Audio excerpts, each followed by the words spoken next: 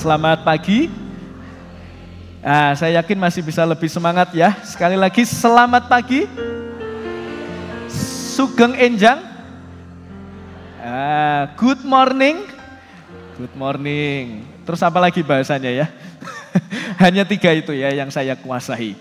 Bapak Ibu, Saudara yang dikasihi oleh Tuhan, terima kasih atas kesetiaan Ibu Bapak sekalian dan juga doa yang Bapak Ibu naikkan sehingga kami tim misi yang minggu lalu tidak bersama-sama dengan Ibu Bapak beribadah di tempat ini. Puji Tuhan sudah mendarat di Surabaya dengan selamat dan hari ini bisa hadir semua ya. Pak Edi ada, Pak Made ada? Oh di atas ya, ya penghuni atas Pak Made ya.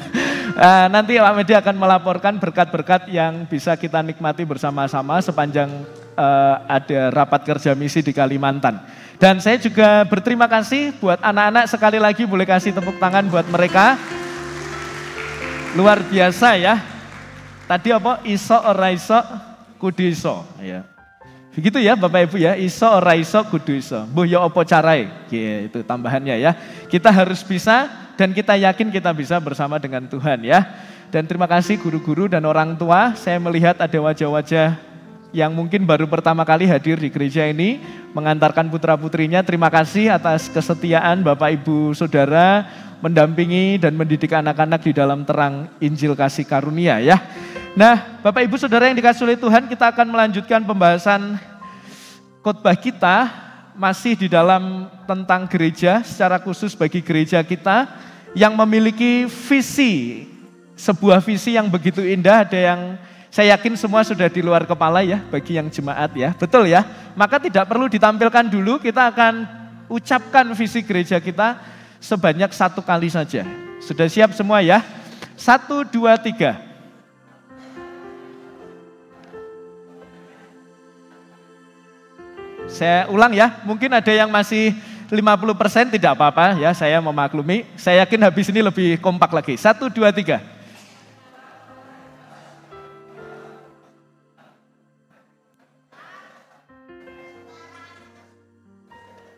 Puji Tuhan ya, saya tetap mengapresiasi, saya sendiri aja yang tepuk tangan ya. Ada yang hafal, ada yang setengah hafal, ada yang tolah-toleh kanan kirinya. Tidak apa-apa, kita akan mengingat visi itu, silahkan ditampilkan.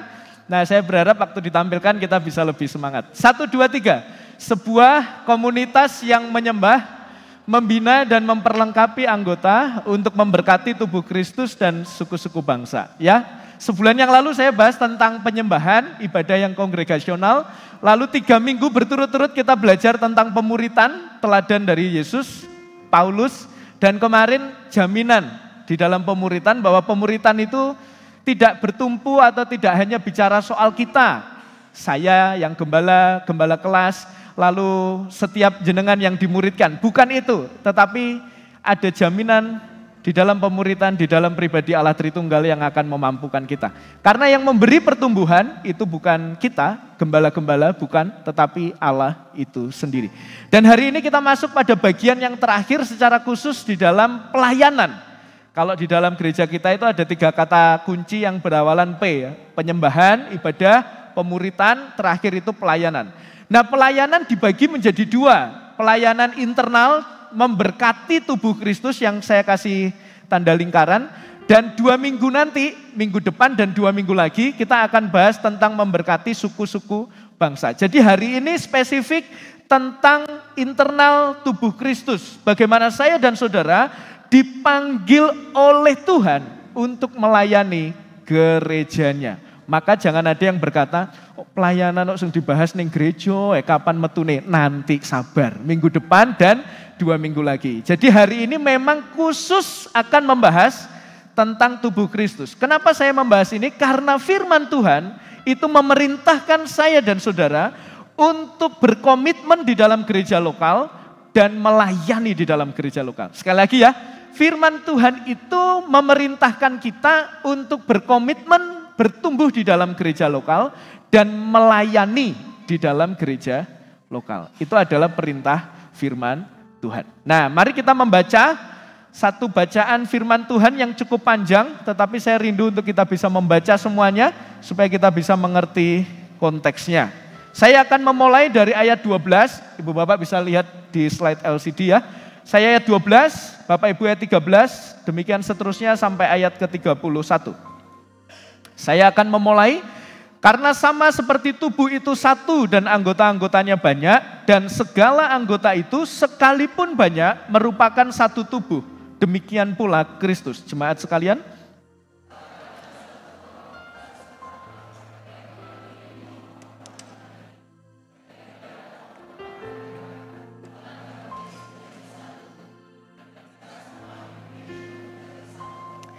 karena tubuh juga tidak terdiri dari satu anggota, tetapi atas banyak anggota.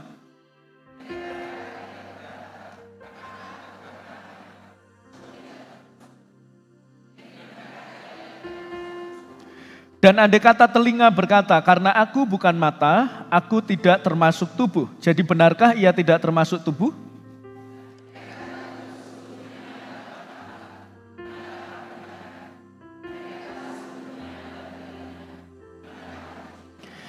Tetapi Allah telah memberikan kepada anggota-anggota, masing-masing secara khusus suatu tempat pada tubuh, seperti yang dikehendakinya.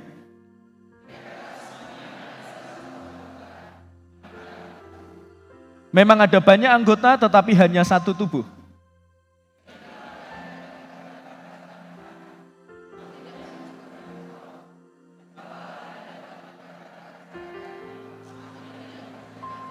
Malahan justru anggota-anggota tubuh yang nampaknya paling lemah, yang paling dibutuhkan.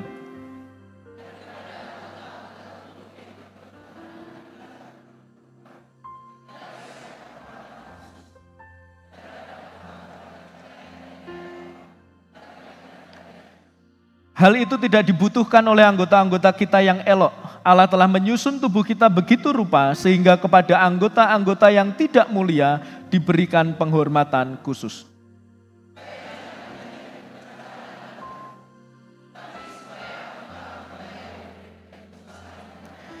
Karena itu jika satu anggota menderita, semua anggota turut menderita. Jika satu anggota dihormati, semua anggota turut bersukacita.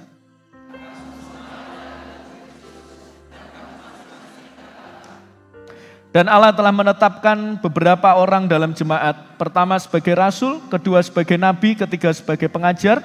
Selanjutnya mereka yang mendapat karunia untuk mengadakan mujizat, untuk menyembuhkan, untuk melayani, untuk memimpin, dan untuk berkata-kata dalam bahasa roh.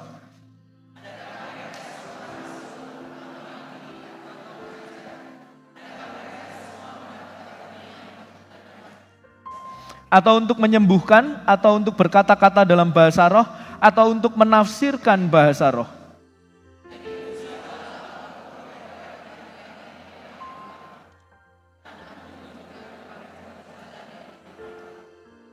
Puji nama Tuhan.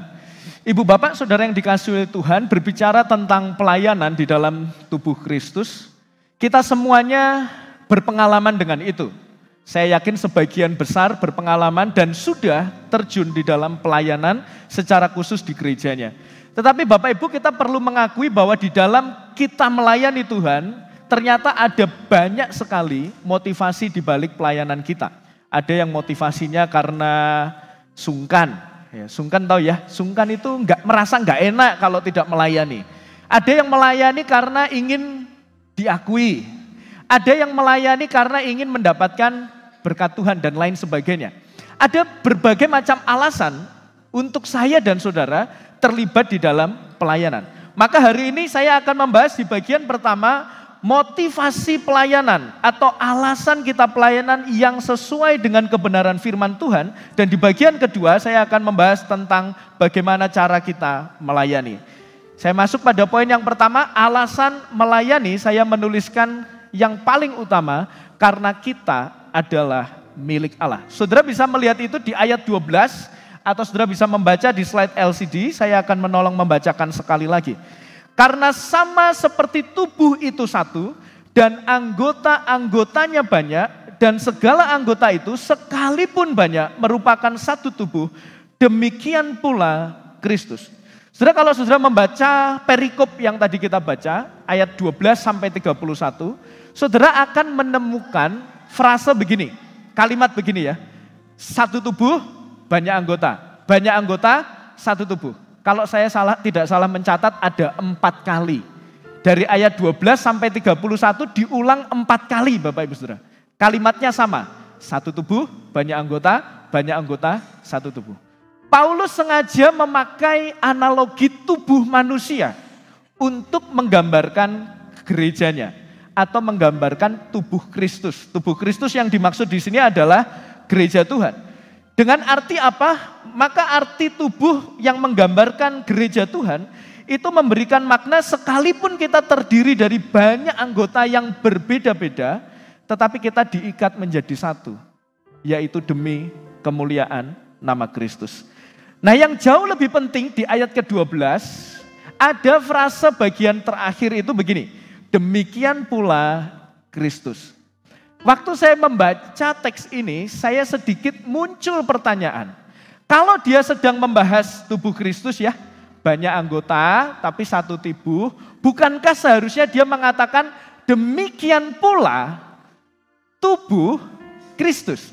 Jadi Paulus mengambil analogi tubuh, banyak anggota, lalu seharusnya dia berkata demikian pula tubuh Kristus, bukan pribadi Kristus.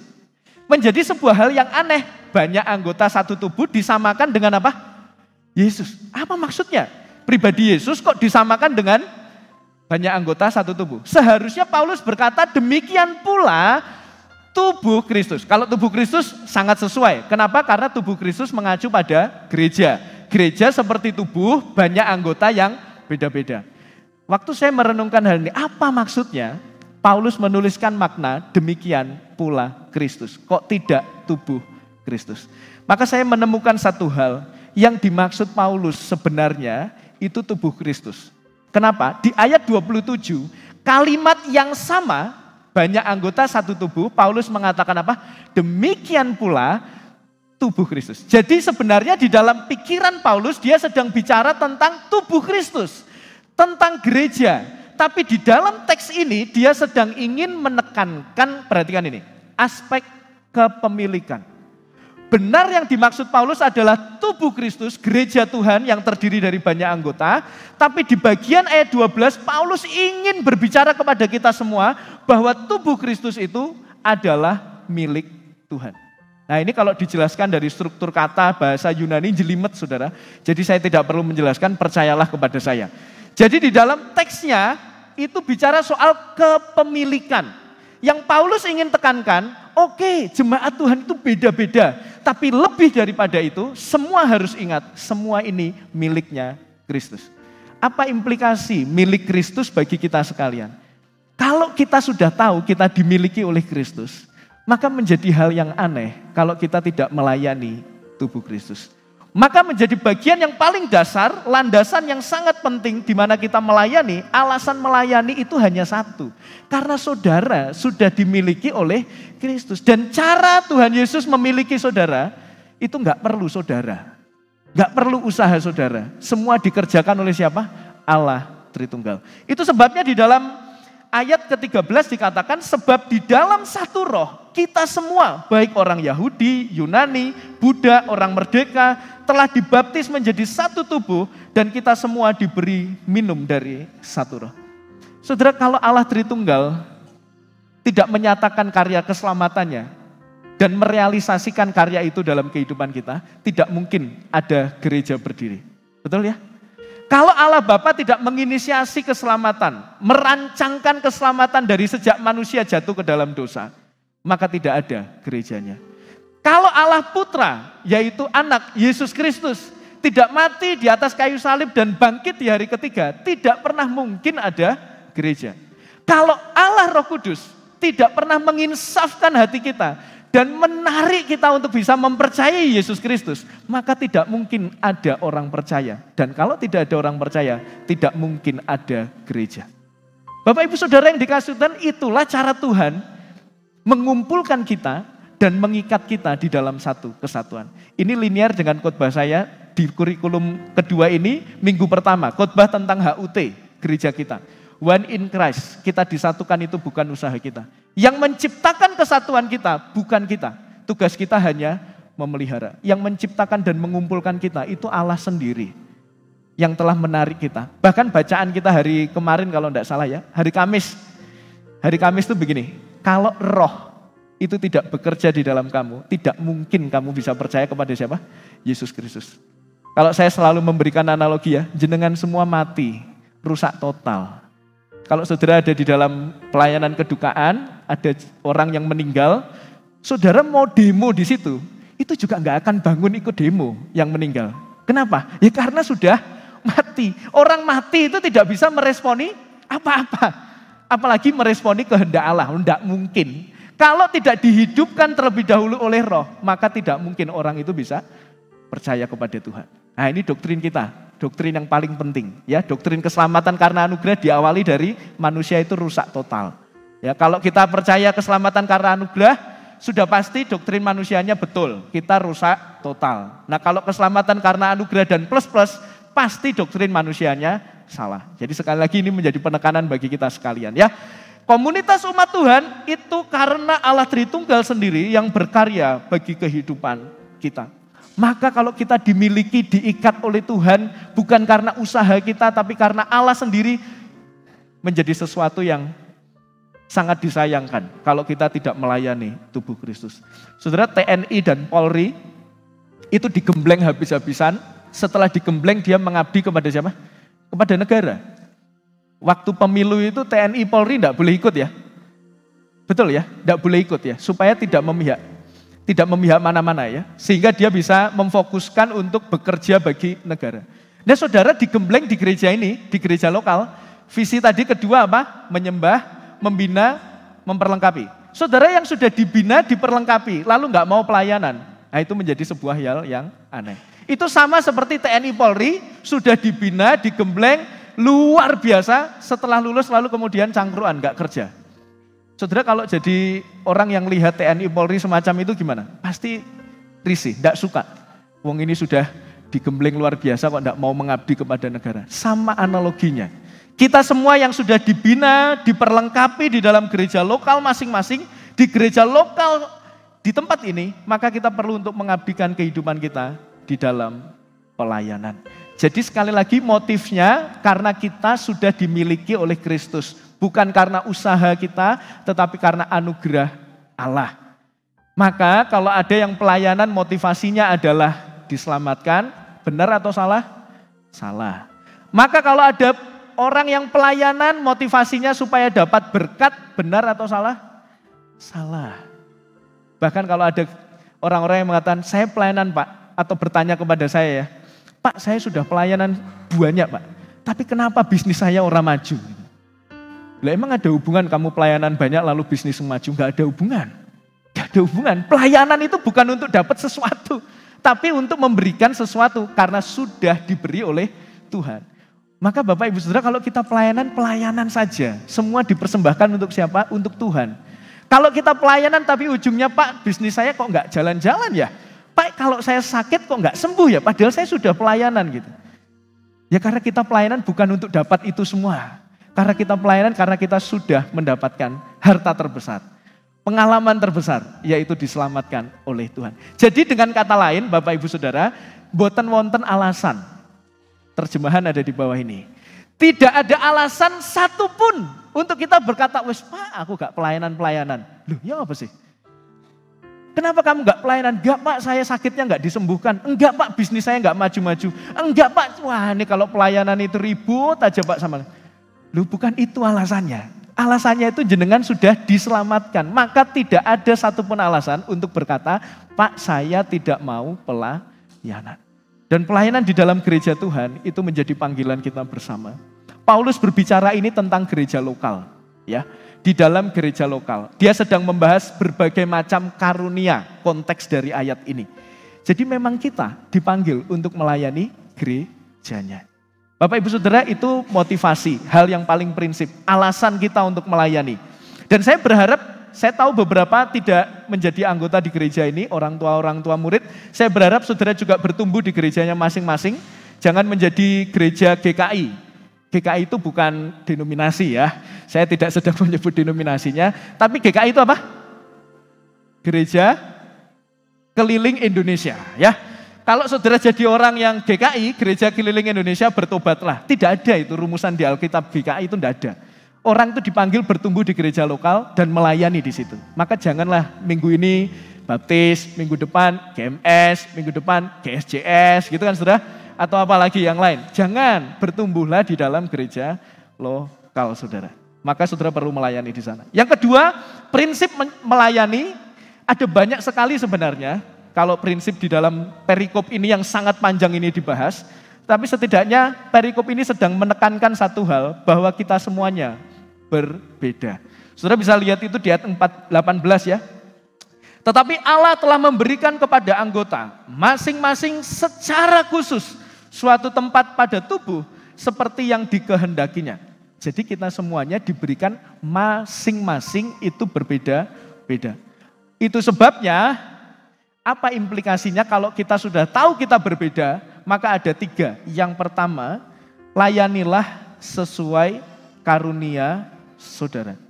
Saudara bisa melihat itu di ayat ke-17, ada kata yang saya lingkari di sana ya. Di sana dikatakan begini saudara, andai kata tubuh seluruhnya adalah mata, di manakah pendengaran?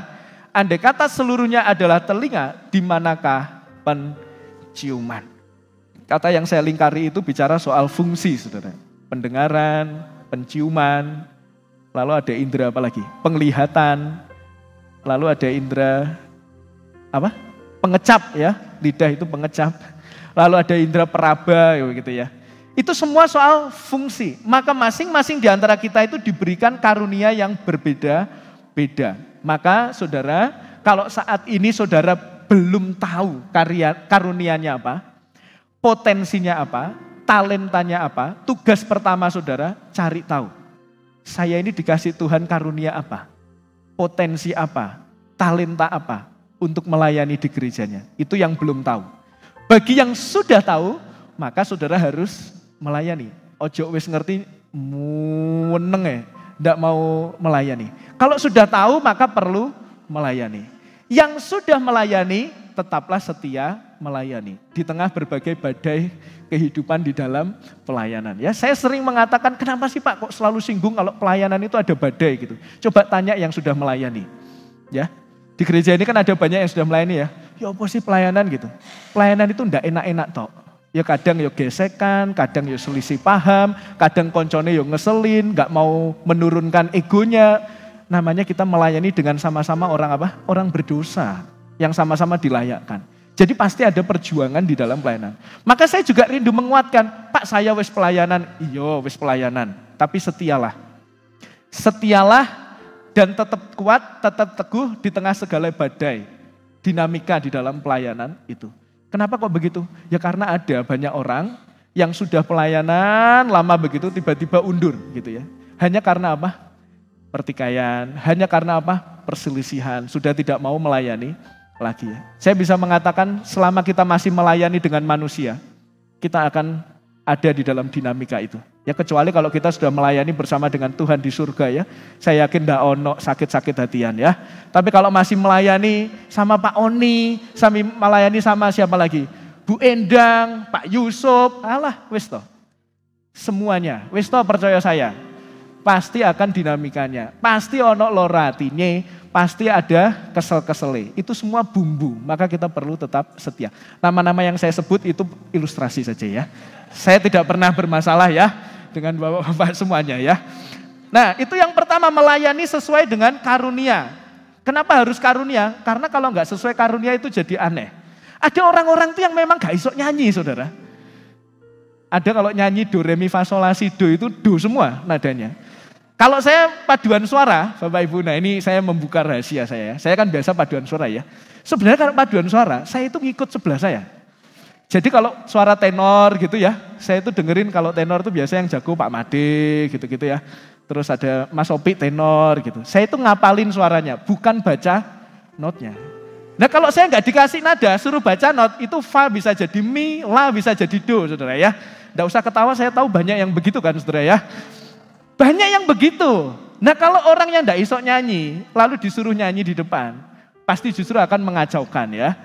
Iki piye toh sing ngeri nadane wae kesini kok kesini ya. Jadi maka perlu untuk melayani sesuai karunia. Dan nanti kita akan bahas, kita semua itu bukan paket komplit. Kalau bakso itu ada paket komplit, ada saudara. Tapi enggak ada di dunia ini. Anak-anak Tuhan yang paket komplit itu enggak ono saudara. Kita semua dibekali dengan karunia yang berbeda-beda. Maka perlu untuk melayani dengan karunianya masing-masing. Kalau saya mengambil analogi tubuh tadi ya, bayangkan kalau saudara enggak punya hidung. Berarti enggak hidup ya, enggak bisa nafas. Kalau enggak punya hidung, saudara itu enggak bisa mencium sate babi. Wah, enak kan saudara? Enggak enak, enggak bisa mencium itu. Kalau saudara enggak punya tangan, susah pasti ya. Maka kalau gereja ini ada yang punya karunia contoh, mengajar. Tapi sudah tahu karunia mengajar, tapi enggak mau melayani. Pasti gereja ini akan apa? Kehilangan fungsi. Ada yang karunianya yang lain, tapi enggak mau melayani. Berarti gereja ini juga akan kehilangan fungsi. Jadi saudara, kalau saudara ini berdiam diri dan tidak mau mengambil bagian, berarti gereja ini ada yang kehilangan fungsinya. Maka perlu untuk kita semuanya rindu melayani. Dan ini juga memberi pesan, kalau saudara sudah berkomitmen melayani sesuai karunia, harus komitmen. Jangan gampang menerima pelayanan itu. Pelayanan ini bersedia, tolong didoakan ya 1 minggu waktu berdoanya. Sudah usah berdoa Pak, saya siap melayani. Seminggu lagi dihubungi enggak bisa. Loh, Pak Bayu kok bilang begini, ada enggak? Ada loh saudara yang begini. Siap-siap melayani. Tapi waktu giliran kerjain tugas enggak kelihatan saudara. Diam aja di WA orang bales gitu kan saudara. Bahas WA lagi nanti singgung lagi ya. Dulu saya pernah bahas WA ya. Tapi kita perlu, kalau kita sudah komit melayani, maka sebisa mungkin kita harus mengusahakan. Nah ini catatan. Saudara saya itu tahu, biasanya kalau kita sudah komit Pak saya melayani ini ya, memang tidak mudah. Dalam perjalanan waktunya itu ada tadi loh Bapak Ibu ya, badai. Kadangkala masalah dengan istri, kadangkala sibuk ngurusin anak dan lain sebagainya. Saudara kalau mengalami semua itu wajar. Dan kalau saudara tidak bisa mengerjakan tugas bagian pelayanan, dikomunikasikan. Yang sering terjadi, diam. Jangan, kalau diam, yang lain yang repot. Saya lagi yang kena. Gitu kan saudara ya. Saya bilang begini supaya saya nggak kena terus gitu ya. Harus bilang, dikomunikasikan supaya ada penggantinya. Jangan malah diam. Diam, sudah nggak terlaksana semua pelayanannya. Yang kedua kalau kita tadi melayani sesuai karunia, yang kedua tadi saya sudah singgung yaitu saling melengkapi. Seperti yang saya sampaikan ya, yang komplit itu hanya bakso. Paket komplit itu bakso, komplit itu ya. Kemarin saya makan di Kalimantan itu nasi campur. Ya, di sini kan kalau nasi campur itu bayangannya apa? Lauknya. Nasi, telur, mie, serundeng itu ya. Nah, kalau di Kalimantan beda. Pesan nasi campur yang keluar 4 jenis babi saudara ya. Ada yang warna merah, ada yang warna putih begitu ya. Ya saya tahu Pak Madi sangat senang ya nasi campur itu ya. Itu paket komplit, ada pilihannya mau ini saja atau ayam saja atau paket lengkap. Itu makanan ada Bapak Ibu. Tapi kalau orang enggak ada. Ada enggak di sini yang punya karunia di dalam Alkitab itu kurang lebih ada sekitar 10-an. Ada yang punya 10-10-nya? Mboten wonten. Tidak ada yang punya paket lengkap di dalam karunia. Maka apa implikasinya? Saudara harus sadar, saudara butuh orang lain. Saudara harus sadar, saudara terbatas dan saudara membutuhkan orang lain. Maka kalau ada banyak yang pelayanan itu masih one man show gitu ya. Wes pokoknya semua saya saja Pak. Saya ini paket lengkap Pak gitu. Alah, enggak suwi itu pasti. 2 minggu paling. Setelah itu mundur dari pelayanan. Enggak bisa. Karena kita ini butuh orang lain. Dan itu dipertegas dengan jelas di ayat 29 dan 30. Adakah mereka semua rasul, nabi, atau pengajar? Atau adakah mereka semua mendapat karunia untuk mengadakan mujizat? Atau untuk menyembuhkan? Atau untuk berkata-kata dalam bahasa roh? Atau untuk menafsirkan bahasa roh? Maksud ayat ini, adakah semua itu karunianya adalah rasul? Atau adakah semua itu karunianya adalah apa? Bahasa roh gitu. Enggak, kita semua diberikan beda-beda. Dan karena berbeda, maka kita perlu saling melengkapi. Ini juga menjadi penekanan, Bapak Ibu Saudara, tidak ada satu karunia yang lebih tinggi dari yang lain. Karunia itu berasal dari roh. Satu perikop di sebelum ini itu sangat jelas sekali, rohlah yang memberikan karunia itu kepada kita. Dan saudara perlu ingat, antara karunia yang satu dengan yang lain, tidak ada yang lebih tinggi. Tidak ada kasta di dalam karunia. Maka Bapak Ibu Saudara perlu berhati-hati kalau ada yang mengkultuskan satu karunia rohani tertentu, maka kita perlu berhati-hati dengan hal itu. Biasanya apa yang dikultuskan karunia rohani? Apa? Disebutkan di dalam ayat 29 dan 30 gitu ya. Dan itu sebabnya di gereja kita tidak ada budaya karunia itu. Ya saya sebut saja, yaitu apa? Bahasa roh. Ada orang-orang tertentu yang mengatakan orang itu enggak Kristen kalau enggak bahasa roh. Orang itu tidak ada Roh Kudusnya di dalam hatinya kalau tidak bisa berbahasa roh. Padahal di tempat ini, adakah semua orang dikasih karunia bahasa roh? Jawabannya tidak ada. Jadi karunia rohani berbahasa roh itu adalah bagian dari satu dari sekian banyak karunia yang ada. Maka kalau orang nggak bisa bahasa roh, itu ya wajar. Berarti bukan karunianya. Kalaupun itu dia diberikan karunia rohani berbahasa roh, ada aturan untuk mengucapkannya. Karunia yang lain itu tidak ada yang dibahas detail. Hanya bahasa roh yang dibahas detail di dalam surat Korintus. Nanti saudara baca di bagian berikut-berikutnya. Satu perikop sendiri itu membahas tentang bahasa roh. Sederhananya, kalau mau bahasa roh lebih baik pribadi. Kalau jemaat yang harus dilakukan apa? Lebih baik kamu bernubuat. Maksudnya nubuat itu kata-kata yang membangun. Itu lebih baik, lebih tepat diucapkan di dalam jemaat. Tapi kalaupun kamu berbahasa roh di dalam jemaat, syaratnya ada dua. Satu teratur, dua ada yang menerjemahkan, ada yang menafsirkan. Karena semua karunia rohani itu berfungsi untuk membangun. Maka kalau bahasa roh tidak diartikan, tidak akan pernah mungkin membangun. Bahkan Paulus bilang di dalam surat Korintus, dia bilang begini, jangan sampai waktu kamu berbahasa roh di dalam ruangan, lalu ada orang baru masuk ke gereja, mereka menyebutmu sebagai orang yang gila. Kenapa? Karena tidak membangun tubuh Kristus, tapi justru akhirnya malah melemahkan, mengacaukan. Nah, ini sedikit selingan ya tentang bahasa roh.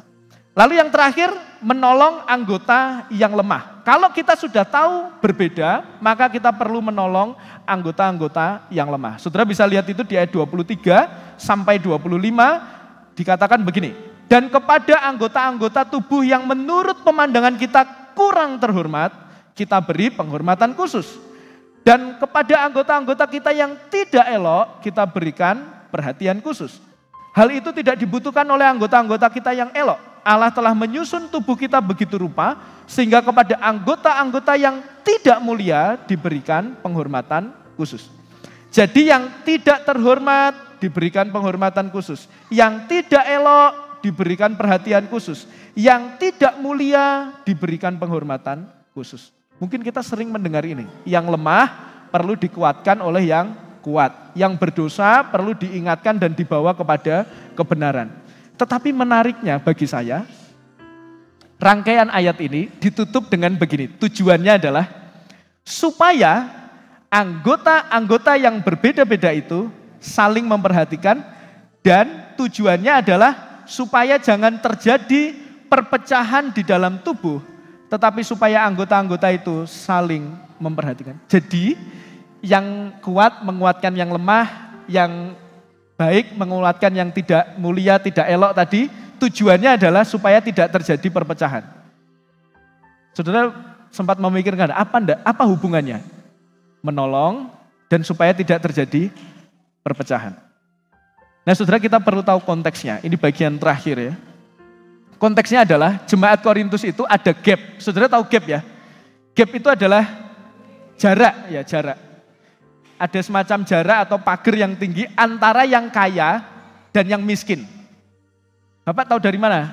Di pasal 11, ayat 17 sampai 34, Paulus bahas soal gap itu, antara kaya dan miskin. Di sana dikatakan begini di ayat yang ke-22. Apakah kamu tidak mempunyai rumah sendiri untuk makan dan minum? Atau maukah kamu menghinakan jemaat Allah dan memalukan orang-orang yang tidak mempunyai apa-apa? Apakah yang kukatakan kepada kamu, memuji kamu? Dalam hal ini aku tidak memuji kamu. Jadi dari situ terlihat jelas ada orang-orang golongan tertentu yang berusaha untuk menghinakan jemaat Allah dan memalukan orang-orang yang gak duwe opo-opo. Itu dicatat di dalam pasal 11 ayat ke-22. Jadi konteksnya ada gap antara yang sugih dan yang miskin. Dan saudara juga kalau memperhatikan di ayat ke-13 tadi, kita dipersatukan oleh roh, maka dikatakan apa? Tidak ada lagi orang Yahudi dan Yunani. Coba perhatikan tangan saya ya. Yahudi itu superior ya, saya sering bahas. Yunani inferior, itu ada di surat Efesus juga ya, kita pernah bahas itu. Yahudi, Yunani. Orang merdeka dikatakan lawannya apa? Budak. Jadi selalu ada relasi apa? Atas bawah. Superior dan inferior. Bahkan kalau kita memperhatikan yang tadi ya, soal analogi tubuh tadi ya, itu dikatakan begini, maka mata tidak dapat berkata kepada tangan apa? Aku tidak butuh engkau. Mata itu ada di mana? Atas. Tangan di mana? Bawah. Atas, bawah. Bagian berikutnya maka kepala tidak dapat berkata kepada kaki, aku tidak membutuhkan kau. Kepala di mana? Di atas, kaki di mana? Bawah. Bahkan di dalam cara penulisan Paulus itu menyiratkan. Menyiratkan itu semacam memberikan tanda-tanda bahwa di dalam Korintus itu ada miskin dan kaya itu gapnya tinggi. Gapnya tinggi. Atas, bawah, Yahudi, Yunani, merdeka, budak, mata, kaki, kepala, kaki. Itu bicara soal atas bawah semua. Akhirnya kita bisa tahu, kalau hal yang semacam ini tidak ditegur dan diberikan pengertian yang punya uang menolong yang gak punya uang, yang kuat menolong yang lemah, yang sudah elok menolong yang tidak elok, kalau ini tidak ditekankan, maka lama-kelamaan gap itu akan semakin tinggi dan akan menimbulkan perpecahan. Jadi itulah yang dimaksudkan oleh Paulus, maka kita semuanya perlu untuk menolong orang yang lemah. Maka kalau di gereja kita, nanti di bagian akhir saya akan menyebutkan itu. Ada pelayanan diakonia, itu harus terus dipertahankan, bahkan kalau perlu ditingkatkan. Karena ini sesuai dengan apa yang Alkitab katakan. Sesama anggota itu harus saling memperhatikan satu dengan yang lain. Itu secara organisasi, secara pribadi, tanpa melalui gereja, saudara dipanggil untuk memperhatikan anggota demi anggota yang lemah. Maka di bagian terakhir saya menuliskan, ada nilai solidaritas yang Paulus selalu sampaikan, yaitu karena itu, jika satu anggota menderita, semua anggota turut menderita, dan jika satu anggota dihormati, maka semua anggota turut bersuka cita. Ada nilai solidaritas di dalam jemaat Tuhan. Gereja bukan hanya tentang datang ibadah lalu pulang, tetapi harus ada ikatan, harus ada persekutuan, harus ada saling mengambil bagian satu dengan yang lain. Saudara yang dikasih oleh Tuhan, di bagian paling akhir, saya ingin menunjukkan berbagai macam pelayanan yang ada di dalam gereja ini, saudara. Pelayanan-pelayanan ini bisa diambil oleh siapapun di antara kita. Mungkin barangkali saudara selama ini hanya tahu, oh di gereja itu pelayanannya jadi WL, singer, pemain musik, sudah gitu ya. Tapi saya ingin menunjukkan ternyata ada sisi-sisi di mana kita ini, oh kalau saya punya karunia ini, saya bisa melayani di bagian ini. Nah ini sekaligus jadi pengenalan supaya kita bisa semakin mengenal gereja kita ya. Bisa dilanjutkan slide-nya. Saya selalu mengatakan ya di gereja kita ada 3 komisi yang saling terkait, penyembahan, pemuritan, pelayanan, nanti bagian terakhir itu pendukung ya, yang mendukung pergerakan ini. Di komisi penyembahan pasti sudah tahu semua ya, ada apa? Pemimpin ibadah. Ya, pemimpin ibadah kita kalau diperhatikan itu agak kurang laki-laki ya, Mas Sopi ya. Maka Bapak Ibu yang punya suara yang sekalipun gak wapik seperti Agnes Monica gitu loh saudara. Tapi saudara tahu minimal gak fales, suaranya pas dan punya hati untuk bisa memimpin ibadah, memimpin jemaat, memuji. Saudara bisa mengambil bagian dalam pelayanan ini. Singers, pemusik, ya pemusik ini yang selama ini ada band. Tapi kalau saudara, Pak saya itu jagonya itu, saudara tahu alat Jawa itu namanya cakcuk, saudara tahu ya? Ayo anak-anak zaman sekarang enggak tahu pasti. Setahu saya cakcuk itu beda dengan kentrung. Ya kalau kentrung itu yang, ya begitulah ya suaranya ya, masa saya tiru. Cakcuk itu kalau orang main musik apa? Keroncong. Nah keroncong itu ada 2 gitar kecil yang enggak bisa jalan sendiri-sendiri. Jadi harus satu paket. Kalau cak saja suaranya cak cak cak cak terus nggak enak. Jadi harus ada cakcuk gitu ya. Mungkin saudara punya karunia itu ya, atau alat musik tradisional yang lain. Sampaikan saja, barangkali itu bisa dikombinasikan di dalam ibadah. Ya, dulu saya tahu gereja ini sering pakai apa? Bongo ya. Bongo, siapa yang suka main bongo bisa dimasukkan di dalam pelayanan, di dalam ibadah. Lalu ada pendoa syafaat, ada penerima tamu, ada paduan suara. Nah, sekarang ini paduan suara lagi vakum ya. Barangkali perlu diaktifkan lagi. Yang akan memimpin paduan suara boleh dicari Mas Abi. Saya yakin jemaat ini bisa kok, ada yang bisa memimpin paduan suara ya. Jadi silahkan, Pak saya hafal do re mi fa sol la si do itu bisa Pak. Ya silahkan masuk di dalam paduan suara. Itu di penyembahan. Lalu di bagian pemuritan silahkan dilanjutkan. Tidak terlalu banyak. Ada gembala kelas anak di gereja kita itu. Kelas anak itu ada ini Bapak Ibu. Batita itu bawah 3 tahun. Nah itu ada yang biasa di ruang kaca. Lalu ada Indria. Indria itu di atasnya sampai TK. Pratama A itu kelas 1 dan 2. Pratama B kelas 3 dan 4. Madya itu kelas 5 dan 6. Masih diperlukan gembala-gembala kelas. Atau secara khusus yang anak-anak muda yang masih fresh, penuh dengan ide dan kekreatifan. Pak saya pengen Pak, saya punya hati buat anak-anak. Saya kalau sama anak-anak itu seneng gitu Pak. Silahkan, boleh saudara mendaftarkan diri. Nanti di akhir saya sudah menghubungi 2 orang untuk menjaga booth di depan. Di depan nanti ada 1 kertas, siapapun saudara yang, wah menarik ya, saya pengen pelayanan di bagian ini. Wes enggak usah mikir yang lain, pokoknya saudara pengen, saudara tulis nama saudara di sana. Enggak usah mikir syarat-syarat dan lain sebagainya, enggak usah dulu. Pokok saudara pengen, saudara tulis di kertas yang ada di depan. Secara khusus bagi yang belum mengambil pelayanan sama sekali. Lalu ada pengurus organisasi, ada PKMB, ada PBI, ada WBI, ada lansia ya. Minggu lalu lansia, minggu ini wanita. Nah ini sekaligus ada tadi saya dititipi pengumuman ya. Nanti yang pemuritan biasa di dalam gereja, anak-anak, ibadah anak dan yang pemuritan monggo cari tempat di luar karena gerejanya mau dipakai kelas kecantikan saudara ya.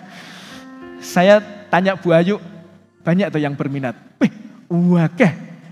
Berapa Bu Ayu? 27. Wah. Nanti ibu-ibu macak semua ya saudara ya.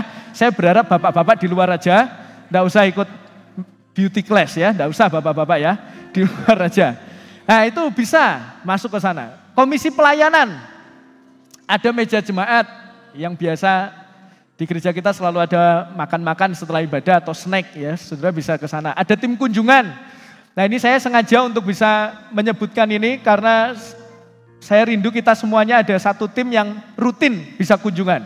Nah karena rutin kunjungan berarti yang mendaftarkan ke sini adalah orang yang punya waktu. Nah Pak saya ibu rumah saya jauh, ya wes orang usah daftar di sini gitu ya. Daripada daftar tapi enggak pernah bisa pelayanan. Jadi ini khusus yang punya waktu dan khusus punya hati untuk menjangkau jemaat yang undur, yang sakit, yang berbeban berat dan ada waktu, saudara bisa daftarkan diri saudara. Ada mentor PPA, sekarang ada 2, ini kan tahun fiskal baru, kekurangan 2 mentor, ya karena ada 2 mentor yang mengundurkan diri. Lalu ada anggota panitia misi, saudara bisa menggabungkan ke sana. Bagian terakhir di pendukung.